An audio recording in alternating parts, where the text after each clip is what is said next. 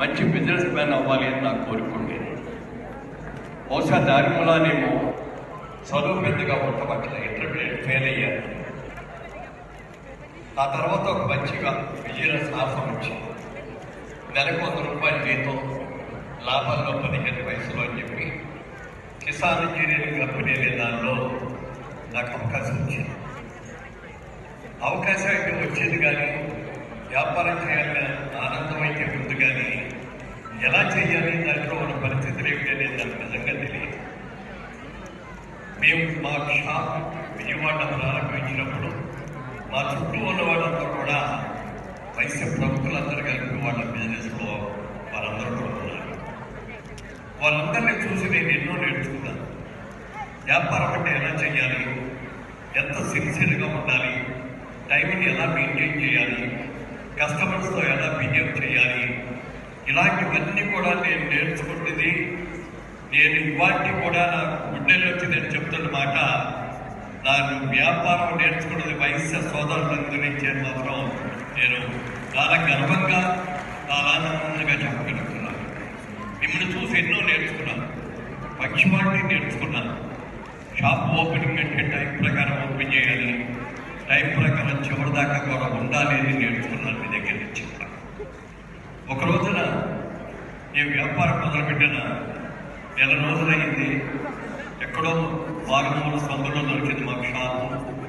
ఒక్క కస్టమర్ కూడా రాలేదు 1 నెల రోజులు. కానీ ఆఖరి రోజు అయిపోతుంది. ఆ ఇంజిన్స్ ఆ నెల కోట అమ్మకపోతే నెక్స్ట్ మంత్ వచ్చే కోటాకి డబ్బు కట్టడానికి కూడా నా దగ్గర.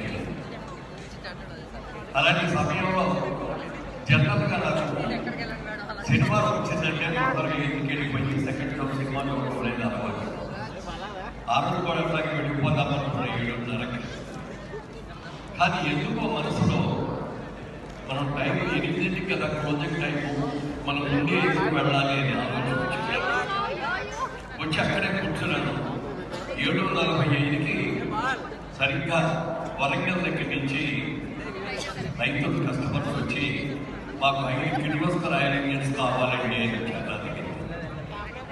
నిజంగా ఆ రోజు నా దగ్గర 5 కిలోమీటర్ల నుంచి రెడీగా ఉంది.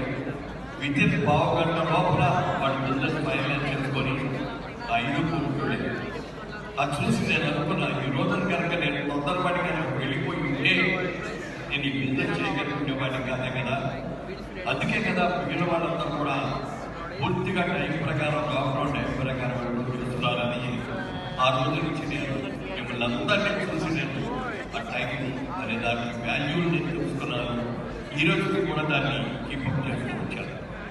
ఇవాళ రోజున మీరందరూ కలిసి అచీవర్స్ అవార్డ్స్ అని పెట్టి వివిధ రంగాల్లో నిష్ణాతులైనటువంటి మా సోదరుల్ని సోదరుని కూడా ఇవాళ సత్కారం చేస్తున్నందుకు మీ అందరికీ మా అందరి తరఫున హృదయపూర్వక కృతజ్ఞతలు తెలియజేస్తూ, మహనీయులు పెద్దలైనటువంటి బండారు దత్తాత్రేయ గారిగా, అలాగే ఎన్వీ రమణ గారి చేపల మీదుగా మిగిలిన వైశ్య సోదరులందరూ